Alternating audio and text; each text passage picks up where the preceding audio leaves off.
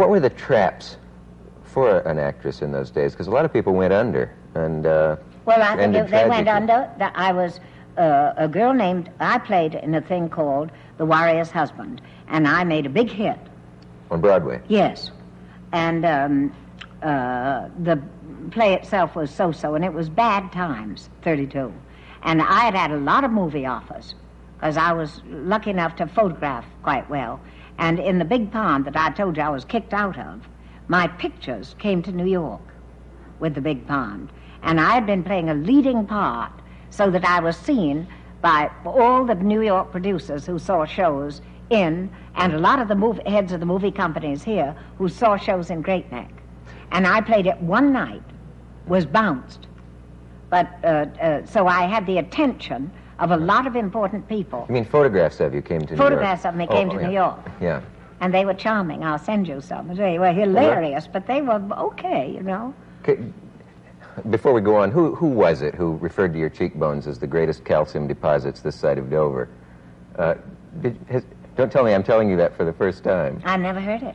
Well, I heard Dorothy Parker said, let's go to the Martin Beck Theater. This was in the lake, and see Kate Hepburn run the gamut, G-A-M-U-T-T-T-T-T, of emotion from A to B. I know. That's that I heard. One of the great put-downs of all time. How did you have the nerve to go on the next night, or did you ignore that? I hardly did. That was the most petrifying experience I ever had.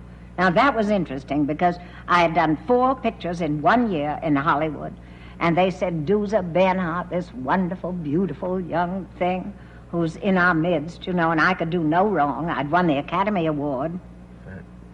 And I had sent them a wire through my agent, Leland Haywood, to say that I didn't believe in awards and that I really didn't feel that I should compete.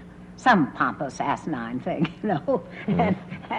And he just put the wire in his pocket and said, thank you very much, that I was deeply honored. So there I was. He just changed the wire because he thought it was childish. You never, let's see, have you ever picked up an Oscar in person? No. Too gutless. Won't go? Well, too gutless. No. Just. You don't scorn the award? No, afraid I wouldn't win it. It must be that. It couldn't be anything else. The thought of or that I have no dress. But I mean, there are rumors that you have no dress. Well, I have no dress. But I know you do, because I've seen you in one. No, I have no dress, and it's, my father said about his children, he said, my children are very shy. Mm-hmm. When they go to a party, and this would include that, they're afraid they're going to be neither the bride nor the corpse. I think you should do a book of your, that out. You should do a book of your father's quotes. My father and mother's quotes. Oh, when we come back, I'm going to bring you back to the traps for a young girl in Hollywood in those days. We have a message, and we'll be right back. No traps for me.